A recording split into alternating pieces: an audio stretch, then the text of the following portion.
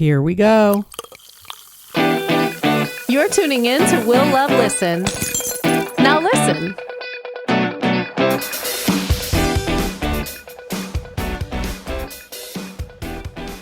The infamous Nurse Blake. It's a pleasure to speak with you today. How's it going? I'm good. Thanks for having me on.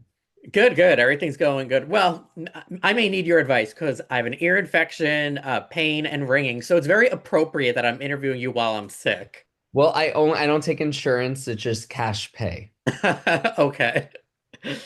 But but no, this is going to be a fun conversation because I want to talk about the tour. I want to talk about like all your projects, NurseCon, the stuff you're doing to help out nurses. But I have a loaded question to start. Let's Um, I'm curious, how was your life growing up? What inspired you to get into nursing? And when did you come out? So I want people to this is get like great. Let's get right in. So I life growing up was very queer. I would always want to be Jasmine from Aladdin, a where I would like try to be her and try to play her. I loved Disney. I loved all the princesses. So I knew I was gay. Everyone that knew me knew I was gay. But apparently it was a big surprise to my parents because when they found out I was kissing a boy in the driveway at 15, that's when life changed really, really bad. So they put me through gay conversion therapy. So I went to the Exodus International program, which has since closed from 15 to 18. It didn't work. But honestly, being at at a camp with thousands of gay guys wasn't necessarily bad. I mean, that's where I learned all my best tricks there. My parents weren't able to get a refund. It didn't work. And then right after I graduated high school, I started doing my prereqs for nursing. I think growing up as young and queer and not getting necessarily a lot of love and care from close family, I wanted to give it back to other people. And I always think it's great when someone is from a marginalized community is able to get into healthcare to help those from that marginalized community. I would love to see nursing and healthcare just become more and more diverse, so that our hospitals, the staff there looks like the community, because that's how we're best able to serve the communities Yeah. that we care for. But yeah, so then I became a nurse, and then I'm like, oh shit, I'm funny. I make my patients laugh so hard that sometimes they have to like, their back hurts a little bit because I'm putting them in so much pain from laughing so hard. I'm like, damn, like I am funny. So I started going on tour, doing a few shows, and now I'm lucky to do numerous shows every year around the world, to nurses and at many ages and backgrounds and specialties. So it's a lot of fun. I love what I do. I love it. It made the conversion therapy in tough times, worth it. Honestly, yes, it's those dark times that I'm able to pull humor from and get me through it. So, Although yeah. I will say, from what you alluded to, it sounds like conversion therapy may have been a semi good time, honestly. It honestly wasn't the worst. I mean, very traumatic. No one should have to go through it. The fact that it's still legal in some states is just I can't get over wild to that. me. Yeah. Very dangerous. But I had to make the best out of it. So I had a lot of crushes from gay conversion therapy. Did any of them work out temporarily? Um, like crushes? Yeah. Yeah, I had some Couple people things. that I would talk to. Yeah, the word thing. Yeah, it was so funny. It was great. Those were the days. Those were the days. Yeah. Well, yes. And now you're hitting the road on this 68 city US tour, and I love the title, but did you die? That's how I imagine it's said.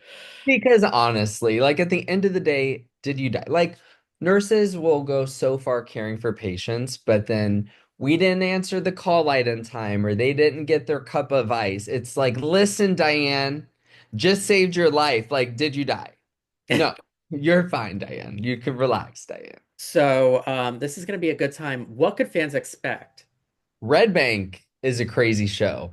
I love Red Bank. This is my third time, I think, doing a show in Red Bank. And those audiences, or they test my improv because they just scream out and yell out, and they'll have conversations with me from the balcony. and I love their energy. I love being up in the Northeast. It's so great. But Digitize is a whole new show. I really get into things that patients do that drive nurses crazy, things that patients' family members do that impact the care of the patient. So we're going to dig deep. We're going to talk about why people hit nurses. I didn't say hit on, I said hit. There's actually a lot of abuse by patients who kick, punch, spit, curse at, yell, Jeez. slap. And it's like I'm trying to save your life and you're trying to kick me. Like it's wild and it's crazy. So I talk about the real issues that nurses face and how we use humor to get through the hard times. It sounds like you talk about all this shit that people working in healthcare can relate to. Yes. And even if you're not a nurse, you either know a nurse, you probably dated a nurse, you've probably been a patient. So we get into all that. So you don't have to be a nurse to come to my show to understand it. Well, I'm looking forward to it. Are you doing any like meet and greets? Is there like a Q&A dynamic? What else could you give? Yeah, if you want, you can hang out with me before the show. You can hang out with a picture and a selfie after the show. I love to meet my audience. There's people that have come to every show or been at most events that I've done. So I love to see those people and see their nursing journey progress over the years. So yeah, you can upgrade if you want, if you're a bougie nurse and get some VIP tickets, sit down in the front row so I can really make fun of you, or maybe bring your boyfriend who's not in healthcare at all and he's like straight. I will make sure he laughs. If he's really hot, I'll make sure he has a really, really, really good time. Yeah, so it's always great. My shows are so loud. Nurses come in big groups, like 20 and 30, and they get party buses. They make Oh, shirts, good like time. this whole event. So if you have a nurse in your life and you want to celebrate them, bring them to the show. They deserve it. Yeah, it sounds like a good time. Good You time. become everyone's favorite person in healthcare, by the way. Thanks. So like I follow your stuff and like I see why everyone really relates to you working in that field. Yeah, it's a small world, and you would think that healthcare changes pretty fast, but it's actually pretty slow to change. And no matter if you work as a nurse in the States or Australia or Europe, we all go through the same shit, which is wild. Like when I'm doing shows, I'm like, oh, like if I do a joke here in the States, it's probably not going to land in Melbourne, Australia, or Sydney. And it does. And it makes you feel like you're not alone, that you're heard, that you're not the only one going through it.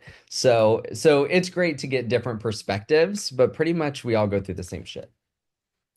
Do you like touring one and what are you looking forward to most? I love it. I'm always interested in the wild thing that happens on the road. Like I did one show in New Orleans where I'm like, who's been a nurse here over 40 years? And this woman in the balcony, she's been nurse like 53 years, and she just flashed the whole crowd. I'm like, she's probably in her 70s, early 80s, but it's New Orleans. So like what else can you expect? Oh, true, And yeah. it's just like she's having a great time. So you never know what you're going to get. Every show is different. I play with the crowd at every show. So I'm always looking for those like really unique moments that I could use, right? I can make a joke out of something that's like not in the script, even though I don't use a script. I just have stories that I tell. So I'm always looking for those really special things that I'll always remember or can call back to. Now, in February, you launched a petition advocating for stronger protections for nurses and healthcare workers, including advocating for felony charges for assaults, which we kind of touched upon a little bit, against them, the installation of metal detectors in hospitals. What were you motivated by? Was it specifically your own experiences or the experiences of those around you? It was motivated by a nurse who in Florida was beat so bad by a patient, she almost lost her eyesight. And seeing and hearing her story and the pictures of the aftermath and just knowing nurses who have been abused on shift, I was like, this has got to change. And a lot of it, hospitals are dangerous places to work at because there's a lot of drama, especially when you work at a trauma center, whether it's shootings or a domestic violence situation or a motor vehicle crash. Like some people come to hospitals with guns seeking revenge. So it's like There needs to be metal detectors. Like, if you have to walk through a metal detector at Disney, at the happiest place on earth, then Yeah. there should be a metal detector at the hospital, which is probably the saddest place on earth. And if you are in the sky, let's say you are flying somewhere on a flight, if you hit a flight attendant, you're put on a list. It is a felony charge. But if you hit a nurse, it's just like, hmm, well, what did you do to deserve to get hit? As a nurse, what could you do better? Like, it should be plastered everywhere. Like, if you hit a nurse, you're in trouble. You're going to be charged with a felony. You're going to be put on a list. So I want nurses to be safe. And also, with nurses being safe, the patients are going to be safer, right? Yeah, Uh, of at course. the end of the day. So I like to advocate for my nurses. No nurse or healthcare worker should have to work in an unsafe environment. Yeah, and you raised a good point in regards to the metal detectors too. That like if they have them at concerts and stuff, but like in a hospital where people could visit, but what if it's a disgruntled ex or like someone that has animosity. We So get all that. Like, there's been instances where there's like a motor vehicle crash by a drunk driver. So we receive the drunk driver and the victim, right? Sometimes they're right next to each other. A lot of like anything could happen in a hospital. And hospitals are like, well, if we put metal detectors, like, how will that make the patients feel? Bitch, it'll make them feel safe. well, it's not necessarily for the patients, it's for the Right. visitor. Exactly. Exactly. It's crazy. It's wild. Healthcare is just so wild. Yeah, no, it's definitely a wild field. It is. And now you have a very unique journey, I will say. So, I want to touch upon that more. I read that you were turned away from donating blood due to the FDA's previous ban on gay and bisexual males. So, I'm curious about that story. I mean, Yeah. So this happened to me when I was in nursing school. This is in 2013. I was halfway through my program, halfway to becoming a nurse, when one of my classmates, Emmy, she suffers from sickle cell anemia. So she'd miss class all the time. I didn't realize like she would be in the hospital getting blood transfusions. And there's always a shortage of blood. Like, we get that, especially in the hospital, we see it all the time. Like, they only have enough blood on site for like 2 or 3 days if there was ever a natural disaster or a mass really, casualty. Yeah, there's still, not enough blood out there, if anything. So if there's a mass casualty or natural disaster, there's like always an urgent call for blood donors. So I went out to donate blood. They were like, "You're gay, so you can't donate blood." And I'm like, bitch, my blood ain't rainbow colors. It's like the same. I bleed the same, just as like a straight person. And I realized it was a policy that was put in place in the early 80s, and no one had ever fought it or tried to present evidence why it should be gone, why it was outdated. So I started a little organization called Band for Life, and we fought for 10 years against the FDA. And just recently, they lifted the ban on gay males from donating blood. So it was my first step into advocacy work. It was my first step into realizing that, hey, like, I do have a voice, like my voice matters, and I can help people. Even just this little gay boy from in nursing school fighting the FDA. You know what I mean? Like, I had no fear, but I got them to listen. And I just want everyone out there, like, when you see something that's outdated or needs, speak up, because if you don't do it, who else will? yeah, no, I agree completely. And it paid off clearly. Yeah. And I think that's important for people to see. Like, you put work into something, advocating for something, and then for something to finally be done, it shows that you just need to hustle. Hustle, it doesn't happen overnight. Change takes a lot of time. Getting to ending the blood ban, there were multiple variations of it over the years where it went from like a permanent ban to a year ban, meaning you would have to stay abstinent for a year, then a 3 month ban, and then they fully lifted it. So change takes time. When there's always 2 steps forward, there might be 1 step backwards, but definitely don't let that discourage you at all. Now, what do you think about, as I like to call them, like the healthcare haters that will use an isolated incident to kind of like make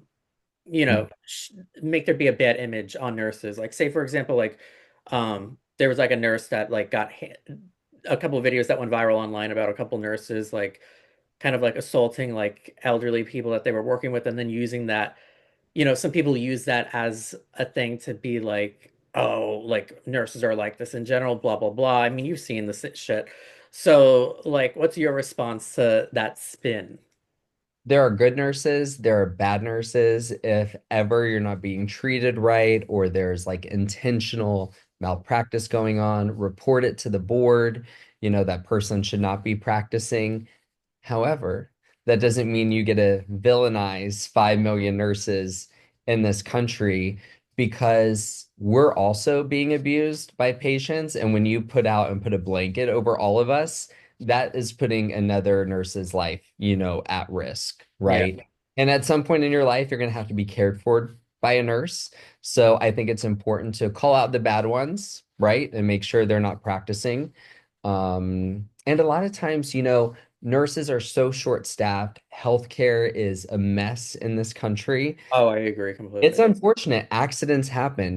We are extremely short-staffed. And I honestly compare it to the airline industry.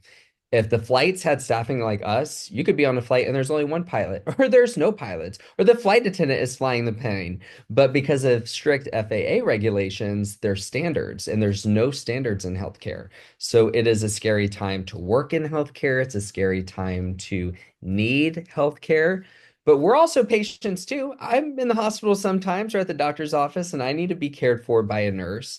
I might have a bad nurse, but I handle it with the facility. And I'm not, all nurses are high school bullies. Ugh. That's what I get. I get that a lot. Like, all nurses are high school bullies. It's like, okay, Ashley, sit the fuck down. Yeah, no, I feel you. And I did not realize there was still a significant shortage of nurses. It's bad. It's really, really bad. Not only are they underpaid, they work 12 hours, a lot of times without a lunch or without a break. You're having to work weekends, you're having to work holidays, you have to work nights, you're being abused by patients, you're short-staffed, you're doing the work of 5 nurses, So my thing is if you're a patient or just a person in general, just advocate for better healthcare, advocate for healthcare workers. If you ever see nurses on strike, it's probably because they're not staffed enough. So the healthcare workers are having to walk out and saying, we know we need to be treated better, patients need to be treated better. So if you can, always side with a nurse.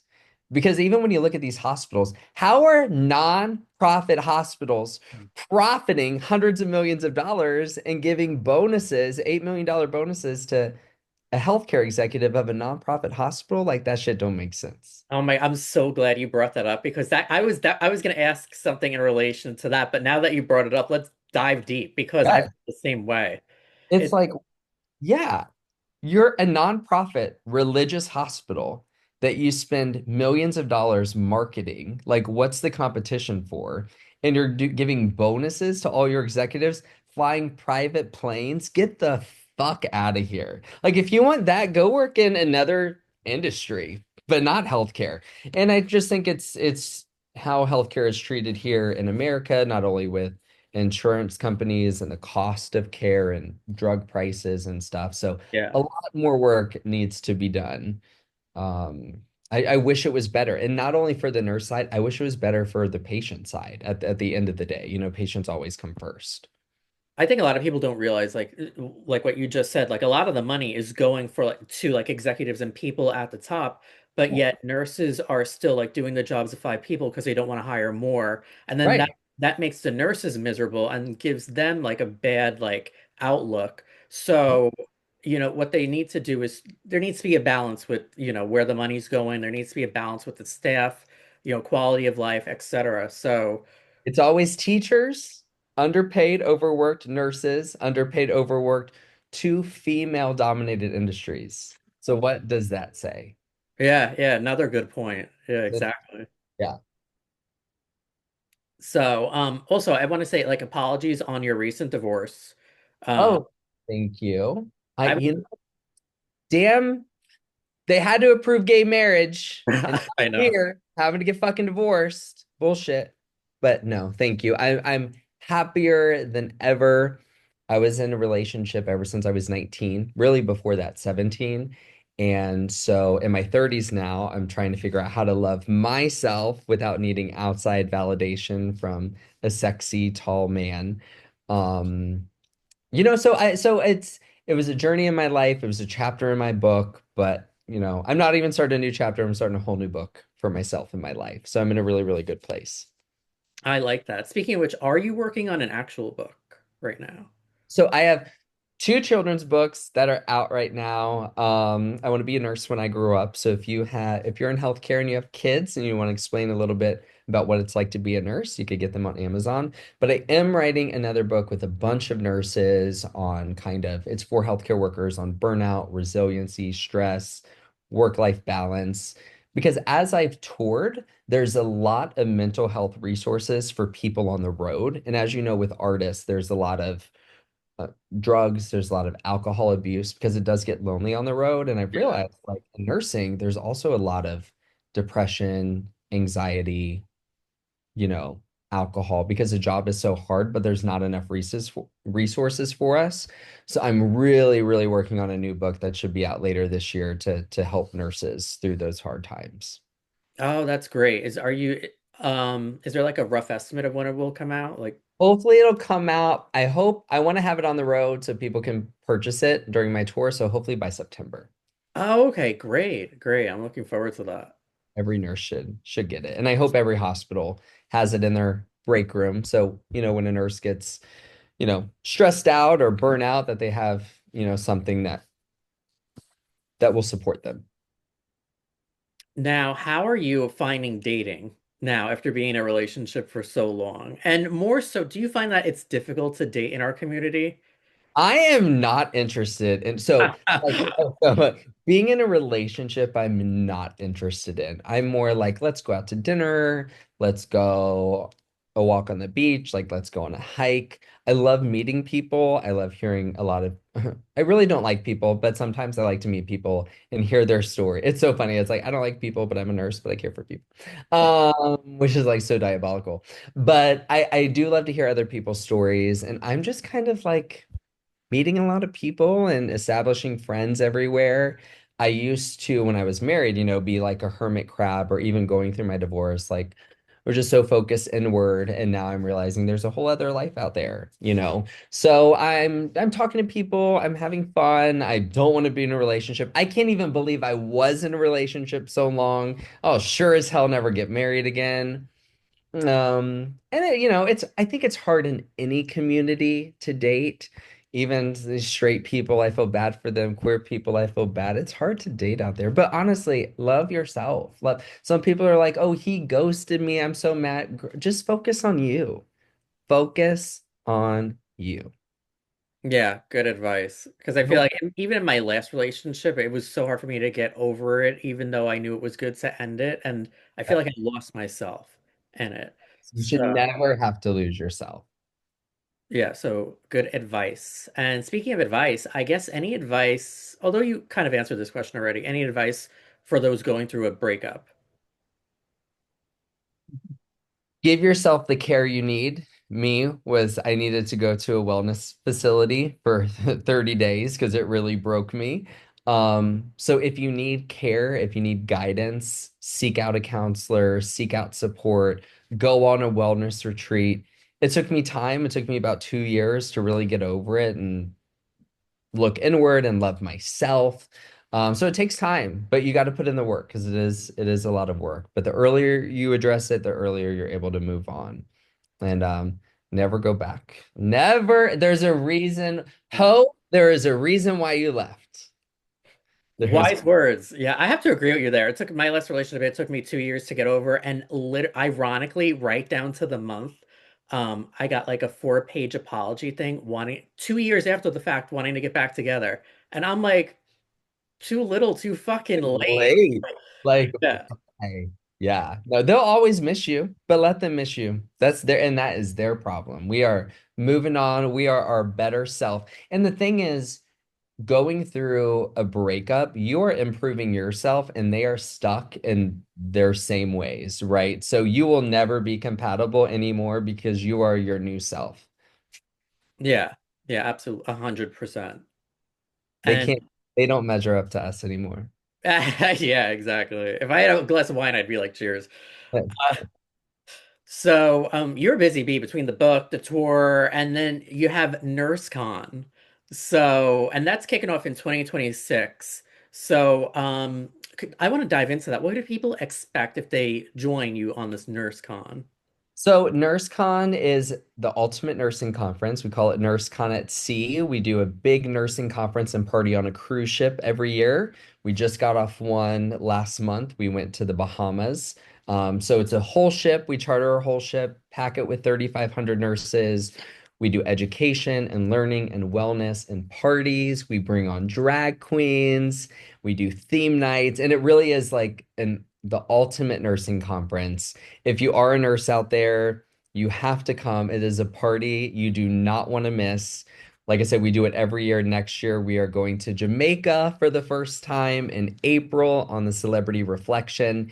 And this will be our sixth conference coming up next year. And they're Nice. always so great. Nurses of every age. We've had just recently, we had nurses represented from 19 different countries. So it is international. People come from all over the world. And it is one of the most inclusive, safe spaces for nurses to be themselves and to learn. So if you want to come and join me to Jamaica, it's almost sold out, but you could get it on nurseconatsea.com. Nice. How long is it? It's about 4 nights. Yeah, Okay. five. Yep. So it's a week every year. Oh, that's a good time. It's a really, really good time. It's That's a so good. fun. The nurses, they learn a lot. We bring on really good education and educators, and we throw some sick ass parties. Oh, I bet. Oh, I It- bet. This It's a is like, perfect balance of like fun and learning and professionalism and like fun and letting loose. yeah. Oh, that's great. I Yeah, was reading about it. I'm like, I'm not a nurse, but I'm tempted to go because this sounds like fun. it's a good time. So you don't have to be a nurse to go, but you have to go with a nurse. You can be a guest. So just I hope there's a nurse in your life that invites you to NurseCon at Sea because it's a party you don't want to miss. Yeah, I do like that how you have to be like a nurse to Yes. go. I do think that's good. It's We like don't a need, little like club. yeah, we don't need anyone to crash it. We don't need hot firefighters to come and crash our event or party. And I'm looking forward to this book. You got to keep Oh, us updated. thank you. I will. Thank you so much, Will. I appreciate it. And I'll see you soon, later this fall. Yeah, Awesome. Can't, it's coming up. yes, yeah. Looking forward to this. Everyone get your tickets to But Did You Die? Go to Ticketmaster, go to nurseblake.com, check out the NurseCon if you're a nurse. And the book will be out maybe by the time this comes out, or at least close to it. There'll be a title and all that out there. Cool. Yes. So thank you. Thank you so much.